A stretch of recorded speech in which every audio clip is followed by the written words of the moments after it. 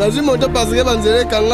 doit-on retenir de cela? Il y a d'honneur qui doivent défendre. Je suis moi-même président, exclure les uns et les autres. Notre pays doit... Que les gens prennent la politique pour une vie. Et le risque de glissement. Vous aimez beaucoup les sanctions. Des conditions de vie des Congolais.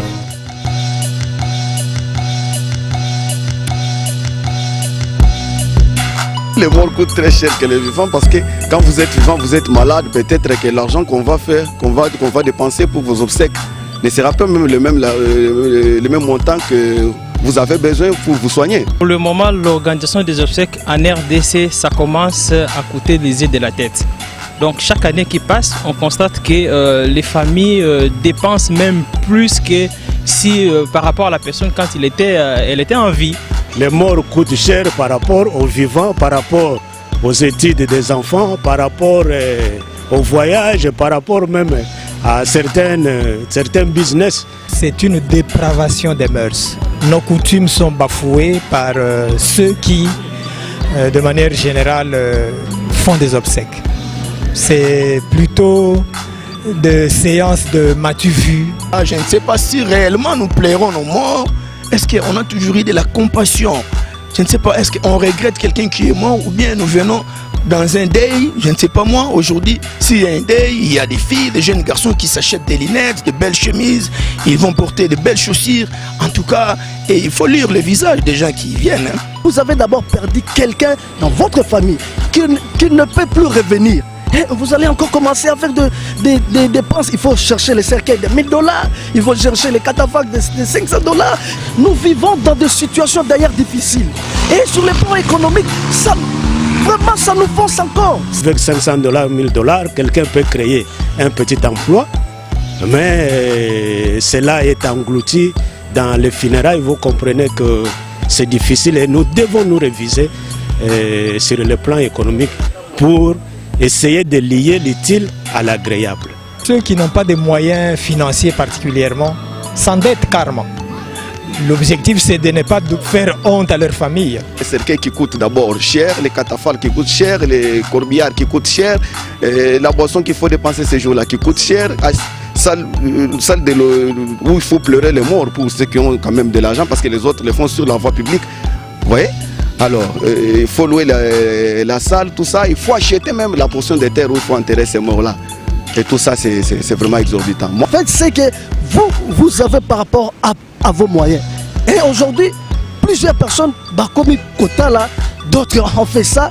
Nous aussi, on doit faire plus que eux. Non, et ils ont fait ça par rapport à leurs moyens.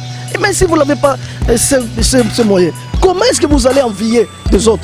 Déjà avec le niveau de vie du peuple congolais, on vit en dessous de nos moyens, mais quand il faut voir ce que les Congolais dépensent, c'est comme si on vivait à une ville excellente, mais on fait seulement impression aux autres pour faire voir que peut-être on a des moyens. Et souvent quand vous voyez, ce sont des cotisations avec les gens qui vivent peut-être en Europe, par-ci par-là, on peut laisser le corps à la mort pendant plusieurs jours pour qu'on cotise, qu'on puisse faire un peu de dépenses pour enterrer la personne. Oh, ça n'a pas vraiment beaucoup plus d'importance. Je pense que sur le plan économique, avec toute la crise financière au niveau mondial et au niveau national, les Congolais devaient se ressaisir et comprendre que l'important, c'est d'inhumer une personne, mais ce n'est pas d'effectuer des dépenses folles pour que les vivants puissent constater que vous avez dignement enterré votre membre de la famille. Les dépenses que les gens font pour leur mort, c'est de l'argent jeté. Qu'est-ce que vous pensez lorsqu'on a acheté une robe de mariage pour aller enterrer un mort avec? Ou un costume de fête pour aller enterrer un mort avec? Il y en a aujourd'hui qui, soit ils vont mettre en gage le livret parcellaire, il y en a qui s'endettent follement et chacun doit contribuer pour qu'on puisse un peu relever la dignité de la famille. C'est ça aujourd'hui les Congolais. Donc les Congolais veulent prouver qu'il il est capable de tout. C'est déplorable. Moi, je suis contre tout ça. Nous devons plairer nos morts, nous sommes des Africains. Nous devons aussi chercher à garder l'authenticité africaine. Nous devons comprendre que nous sommes Africains, surtout que nous sommes des Bantous. Nous sommes obligés à avoir une pensée pieuse à nos morts. Mais la meilleure des choses serait faire une loi qui exige que, par exemple, un mort, on ne le pleure que quelques heures, puis on va l'enterrer. C'est une question de pratique, de savoir-faire. Si les gens tombent d'accord sur une loi donnée et qu'on l'applique sérieusement, on peut arriver à ce que les choses rentrent dans l'ordre. On va enterrer le mort avec dignité, mais dans un environnement beaucoup plus calme, beaucoup plus sérieux, beaucoup plus humain. C'est ce qui se passe effectivement à Brazzaville, peut-être à Lubumbashi. Vous avez un funérarium qui est déjà placé au niveau de la morgue. Quand on sort le corps de la morgue, les membres de la famille ou les proches sont là en train de pleurer, ils pleurent.